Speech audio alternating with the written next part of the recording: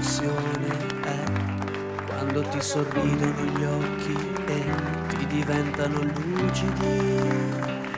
L'emozione non ti avverte e non c'è niente da fare. L'emozione fa tremare. Resterai giovane